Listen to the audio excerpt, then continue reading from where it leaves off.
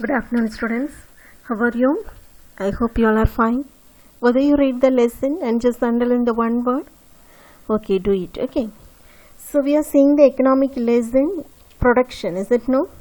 So in the previous classes we had seen about the meaning of production and what are the types of utility, form utility, time and place utility. And after that we had seen about the type of production, that means primary production, secondary production and tertiary production. Okay, so after that we had seen about the factors of production. So from the factors of production we seen about the two kinds of production. One is a primary and another one is a secondary factors. Okay, so from the primary, land and labor included, and from the secondary, capital and organization. So there are totally 4 factors of production, is it no? So land, labor, capital and organizations. Okay, so in the primary factors of production we had seen about the land, is it no? So land is a factor of production, refers to all those natural resources which is provided freely to man, such as land, surface, air, water, mineral, forest, river, lake, seas, mountain, etc. Okay, so we had seen about the characteristics of land, is it no? Fixed in supply, imperishable, primary factors of production, free gift of nature, immovable, indestructible powers, fertility. Okay, so in this week we are going to see that about the labor. So land and labor is the next primary factors of production, is it no? So while we are taking the labor, it's a human input into the production process. So without the labor, without the human, we cannot do anything, is it no? So machine can do something, but if 75% machinery work is there, means 25% human work is needed, is there, human input is there to finish that production. Okay, so the labor is the must factor of production, it's a human input into the production process. Okay, so moreover labor is the human input into the production process. So Alfred Marshall, he defined the labor as the use of body or mind partly or wholly with a view to secure an income apart from the pleasure derived from the work. Did you understand that? Okay, so labor means it's a human input, they are using the body or mind partly. Okay, body or mind partly. So physical work means we need to use over the body, and the same that mind work as a IT department, teacher department means we need to use the mind work. Okay, so partly or wholly with a view to secure an income. So what is the main objective of labor? To secure the income, salary, is it no? Apart from the pleasure derived from the work. Okay, so that is called the labor. Mostly labor is of two types. One is the physical labor and mental labor. Physical labor means mostly we can say about the electrician, architect regarding work, and engineers, everything come to the physical labor. Mental labor means moreover doctor and teacher, bank, IT professions, everything will become under the mental labor. Okay, did you understand it? Okay, so characteristics of labor. Next we are going to see the characteristics of labor. So first one is more perishable. More perishable. So labor is more perishable than any other factor of production. It means labor cannot be stored. Is it no? Labor, whether we can able to store that? No. So it's an unemployed worker is lost forever for that day when he does not work, can either be postponed or accumulated for the next day. Is it no? Whether we can able to do. So today labor is not come today, we need to finish it work. So whether can you be able to postpone that work? No. Okay, so it will perish when it is lost, it's lost forever. So it is more perishable. Okay, and next one, active factor of production. Labor is an active factor of production. Neither land or capital can yield much without labor. Without labor we cannot able to finish the production. Okay, it's a non-homogeneous. Labor is not homogeneous. skill and dexterity vary from person to person, is it no? So I can able to do 20 parts of work in a someday, but other can able to do the 50 parts of work in a same day. Okay, so skill is not stability to all. Okay, so it's non homogeneous, it will be vary from person to person. Okay, non separation, labor cannot be separated from the laborer. Okay, so for example, if I am a teacher, I am working here, I am teaching for the 2 or 3 years. After the 2 years, I am not going to the school, I am not going to teach.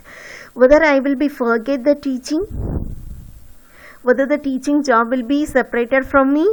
No, is it no? So it's a non-separation. Not only that, electricians, they won't forget the electrical jobs. Architect, they won't forget that. So it's a non-separation. Okay. Labor is mobile. It's a mobility. Mobile. So man can able to move from one place to another. He will be moved, is it no? From low paid occupation to high paid occupation. Low salary to high salary. So mobility. Labor is a mobility. Okay. And next one. Individual labor has limited bargaining power. He cannot fight with the employer for a rise in wages or improvement in work. So this salary means that salary only. It's not a bargaining thing. Okay. However, when workers combine to form the trade union, the bargaining power of labor will be increases. For example, transporting, government transportation or in a mill, there will be some association. So if the association people combine together and if they bargain, their salary will be increasing. It's possible. Okay. So other than that, it's a limited bargaining power. So for that work, it's a salary is 10,000 means it's a fixed thing. So we cannot able to bargain for the salary. Okay. So this is the characteristics of labor. So what are that? It's a more perishable and active factors of production, non-homogeneous, non-separation, mobility, limited bargaining power. Okay, that is the characteristics of labor. And next one is division of labor. What mean by division of labor?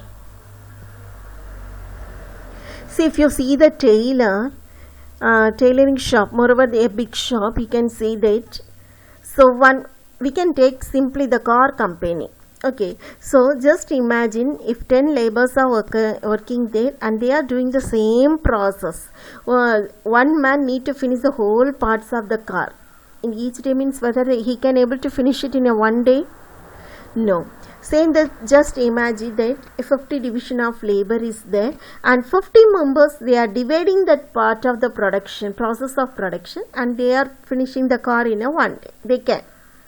So the tailor also. So tailor means he need to stitch a shirt in full, is it no? So in case of garment or a large exporting company, you can see that.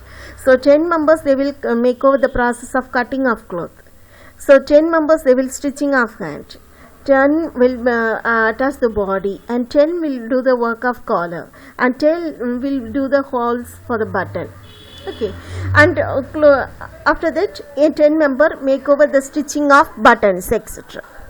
Okay, so if the work is dividing the process of production into distinct and several component process means the work will be finished in a quick manner.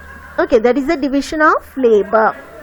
So division of labor means dividing the process of production into distinct and several component processes and assigning each component into the hands of a labor or a set of laborers who are specialists in that particular process. Okay, so who is specialist in that? We need to separate the work and we need to divide the process into various laborers. So if you see the picture itself, we can see a sum of garments is there. The first row they are stitching the hand, I think so, and another one she is making the embroidery work in a cloth, and another one she is stitching. Okay, so dividing the process of production into distinct and several component process, it is called the division of labor.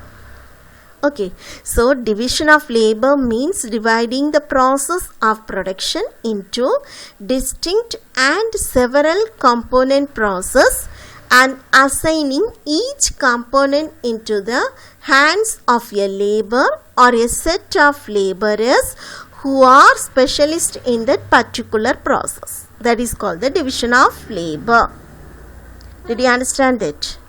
For example, already I say about the tailor, is it no? So cutting one department, stitching one department, body, collars, fold for buttons one department, and finally ironing one department, everything. Okay, so independently by the different workers. Therefore, they are combining the parts into the whole shirt. That is the output. Okay, ma. So best we can say the example of the garment export unit. Okay, and after that, division of labor, we are going to see the merit of division of labor and demerits of division of labor. Okay, so by giving the parts, by dividing the process into so many of the labors, how it will be merit to the labors. Okay, first one, it improves the efficiency of labor. See, so first day we are going to learn a new mathematical problem. It will be very hard. Okay, so next day also we are doing that same mathematical problem, and third day and fourth day and fifth day. Moreover, the next week we will be more efficiency in that. Is it no? Is it or not? Okay, so while repeating the same work, it improves the efficiency of labor. Okay, when labor repeat the doing the same task, it will be give you good efficiency. Okay, and next one, resulting in inventions. So it leads to the use of modern machinery in production, resulting in the new invention. Example, Morse telegraphic codes, everything. Okay, resulting in the inventions. So you are going to draw a picture. Moreover, you are drawing the same picture for 2 weeks or 1 week. Moreover, you will create something newly in that drawing. Is it no? That is the resulting in inventions. And third one, time and raw material are used very efficiently. So, the first day it took more time to complete the work, and second and third and fourth day, moreover, it took maximum time to complete the work. Just imagine, we are very efficient in that. After that, in the next week, moreover, we will do it in a very quick time. Okay, so if I took the half an hour to do the same work in the first day, moreover the next week I took only 10 minutes to do that work. Okay, so time and raw material are used very efficiently. So these are the merits of division of labor. Okay, so come to the point of demerits of division of labor. First one, monotonous and stale. Okay, so see, I am going to give you the same work. You are going to study the one question. First day you are very interested and you will be study.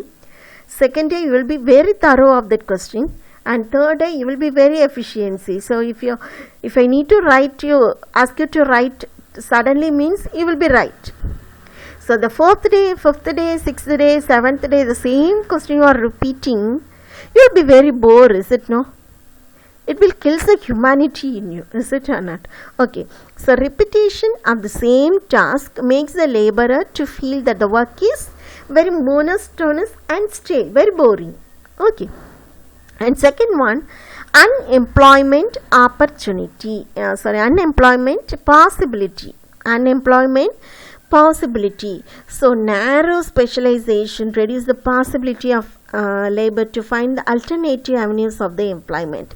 So the same work I am doing, I need to search of a new work. I will be bored of that, is it no? So so you see, you are playing the chess for day by day, and daily you are playing the chess.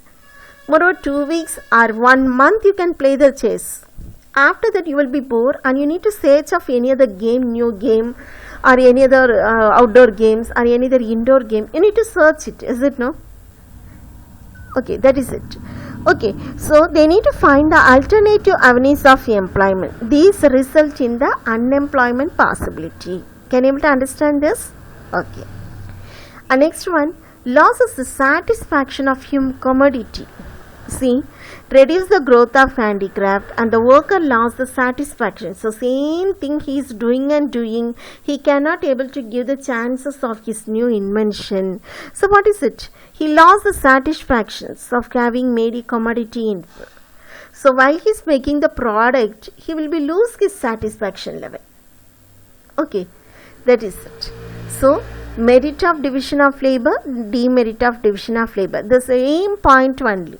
Okay, so the merit of that, improve the efficiency of labor, and in second one, it's a result in the inventions, and third one, time and raw materials are used in efficiently, and demerits of division of labor, monotonous and stale, unemployment possibility, it loses the satisfaction level of the commodity. Can you able to understand that, ma?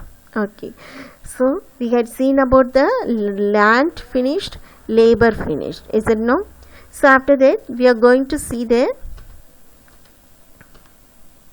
secondary factors. So primary factors of production we had finished about the land and labor, and secondary factors of production we are going to see the capital and organization.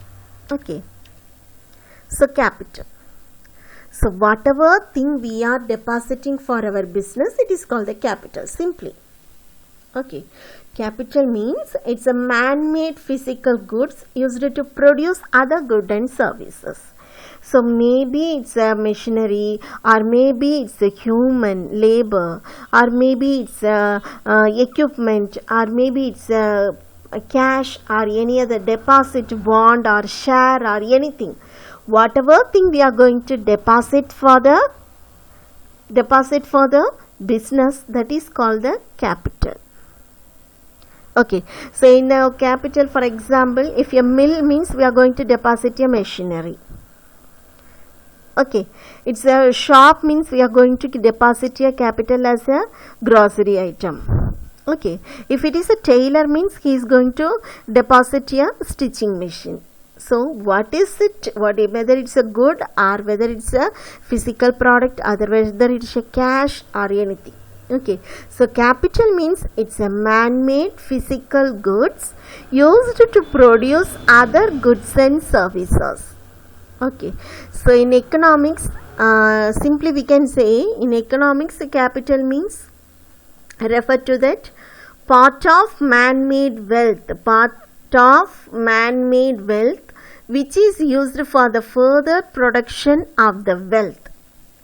So one kind of wealth we are having, we are going to deposit for the further production of the wealth, future production for the wealth. Okay, that is it. So we are going to deposit the 20 rupees as a wealth, and we are going to get 20,000 as a wealth. Did you understand that? Okay, so capital is man-made physical goods used to produce other goods and services. In economics, we say that capital refers to that part of man-made wealth which is used for the further production of wealth. So simply we need to say, in the ordinary language, if we need to say what is meant by capital means money. Okay, see here, but all the wealth is not capital. All the wealth is not capital. Okay, so house and moreover building, every building is not a capital. Okay, at the same wise, all the wealth is not capital, but all the capital is wealth. Did you understand that? Okay, according to the Marshall, capital consists of those kinds of wealth other than free gift of nature which yield income. Okay, so whatever thing which yield income to us, that is the capital.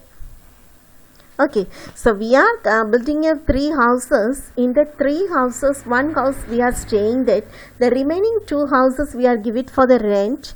The 2 houses is the capital. Did you understand that? So we are staying that in that house, that is simply a wealth, that's all. So the 2 houses remaining thing we are going to give it for the rent is that is the capital. So whatever thing yielding the profit, yielding the income to us, that is the capital. Okay, Did you understand it? So okay, so we can finish here. So after that, next week we can see about the characteristics, and remaining the organization is there, is it no? We can finish it. Okay, today we had seen about the labor and characteristics of labor and about the division of labor, is it no? Okay, so just read the lesson again and again. I am saying that only, just underline the one word things. So whatever thing I am giving as a diary portions, marking as a questions, just study that. Okay, so we can see over in the next class. Thank you. Thank you, ma.